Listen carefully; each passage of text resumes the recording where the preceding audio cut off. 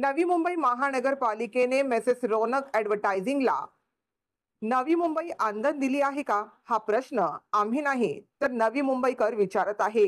मुंबई 9 न्यूजच्या हाती लागलेल्या वृत्तानुसार नवी मुंबई महानगरपालिका मुख्यालयासमोर हे अनधिकृत लॉलीपॉप बॅनर लावले असताना देखील अद्याप त्यांच्यावर कोणतीही कारवाई करण्यात आलेली नाहीये.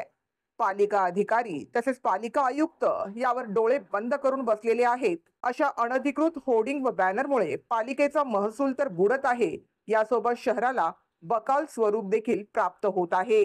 मेसेस रौनक ॲडव्हर्टायझिंग आता नवी मुंबईला स्वतःचे मालकीचे शहर समजून हवे तिथे आपला व्यवसाय करण्यासाठी अशा प्रकारचे कृत्य करत आहे. परंतु त्यावर कारवाई मात्र शून्य आहे.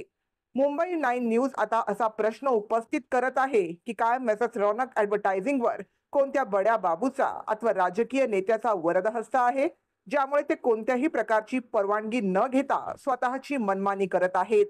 मुंबई 9 न्यूजच्या निदर्शनास आलेला महत्वाचा मुद्दा म्हणजे या लॉलीपॉप बॅनरसाठी अनधिकृतपणे विद्युत पुरवठा वापरला जात आहे, कारण त्यांनी यासाठी कोणताही अधिकृत वीज कनेक्शन घेतलेला नाहीये आणि पालिका अधिकाऱ्यांच्या संगनमताशिवाय हे शक्य नाही असा आरोप आता जागरूक नागरिक करतायत.